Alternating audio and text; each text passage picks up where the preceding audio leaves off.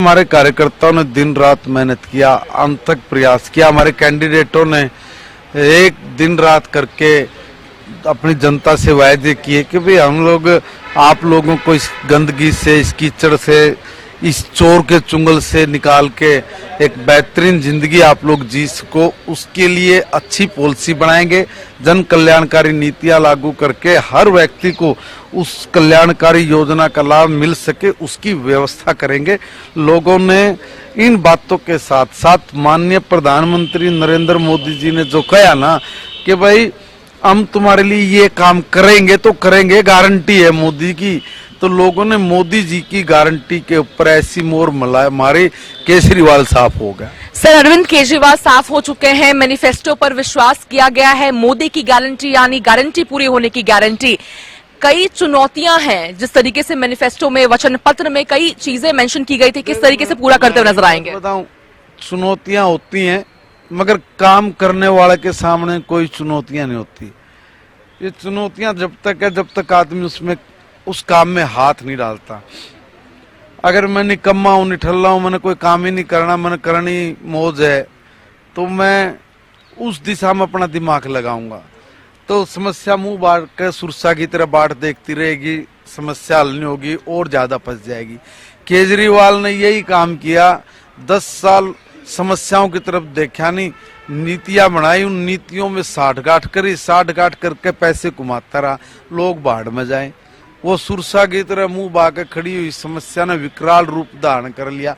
हम लोग भी जब दिल्ली में तो यहाँ को घूम के चले जाते हैं लुटियन जोन में, तो हमें भी नहीं पता था एग्जैक्टली दिल्ली में किए है। अब जब ये विधानसभा में ड्यूटी लगी, हम लोग गए, अंदर जाकर देखा कि इतना बुरा हाल है, इतनी गंदगी है, लोग नरक में जी रहे हैं। और ये मारा बड़ी बड़ी बात, दिल्ली वाले हो हैं, पंजाब वाले हो, मैंने न्यू कर दिया, तने नहीं करा, बाबा जी का ठुल्लू नाश कर दिया तने दिल्ली का, है ना। कहाँ लंदन पेरिस बनाने की बात कर रहा था और कहाँ तने बेड़ा गर्क कर दिया। देखो अब लोग है ना, अब उल्लू ज्यादा टाइम नहीं बना सकते। आप काट की हंडी बार बार नहीं चढ़ती, एक बार चढ़ गई, 2 बार चढ़ गई। सर, पूर्ण बहुमत जिस तरीके से भारतीय जनता पार्टी को मिल चुकी है, मगर अब बारी आती है मुख्यमंत्री के चेहरे की।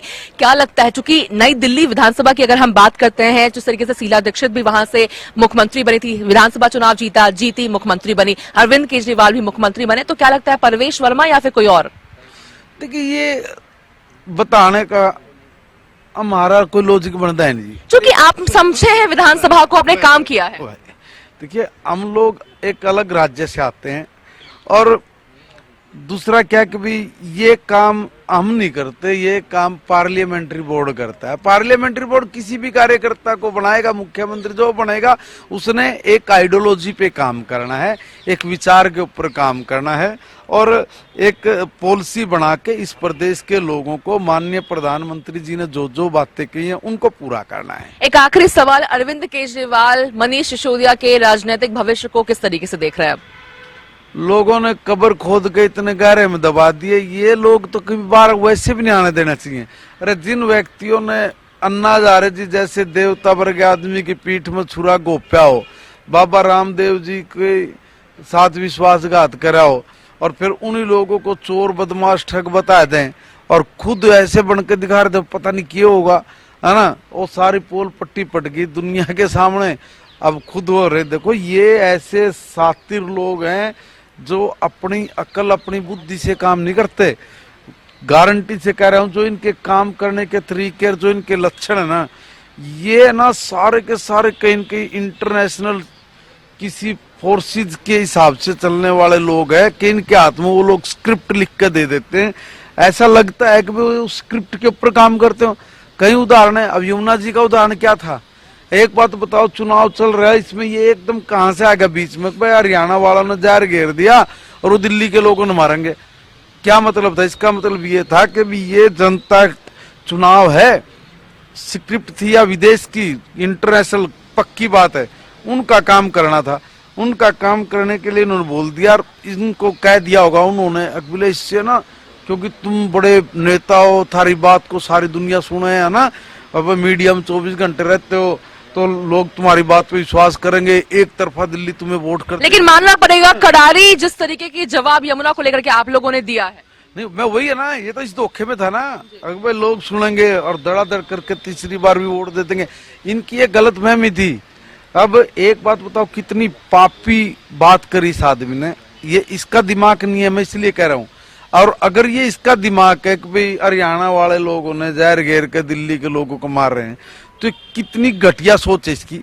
मगर क्योंकि ये अपनी सोच से काम नहीं करते, मैं फिर कह रहा हूँ, ये किसी एजेंडे पे काम करते हैं। उस एजेंडे पे, उस स्क्रिप्ट पे इन्होंने बोला, और जब स्क्रिप्ट के ऊपर इन्होंने बोला कि भाई मर जाएंगे, तो एक बात बताओ जी, ये खबर आप खबर बनी तो इस दिल्ली में लाखों लोग सारी दुनिया से आके रह रहे हैं।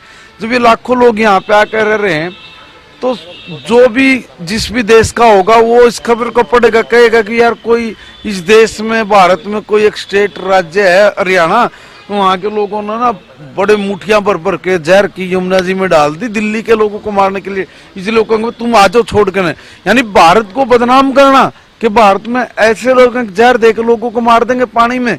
भारत का प्रधानमंत्री क्या कर रहा है, पता नहीं क्या क्या खबरें चलाने वाले चलाएंगे, उनको एक मौका मिला होगा।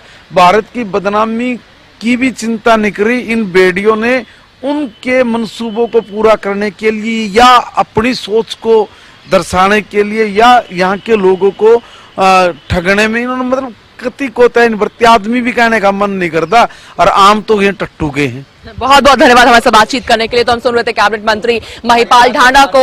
दिल्ली में प्रचंड जीत भारतीय जनता पार्टी को हुई है। वहीं लगातार जिस तरीके से हरियाणा के नेताओं की ड्यूटी लगाई गई थी, बेहतरीन काम करते हुए महिपाल ढांडा भी नजर आए हैं। जिस तरीके से 5 विधानसभा की जिम्मेदारी दी गई थी, जिसमें से 4 विधानसभा जीती है भारतीय जनता पार्टी। दिल्ली से कैमरा पर्सन कृष्णा के साथ अपराजिता श्री, हरियाणा न्यूज।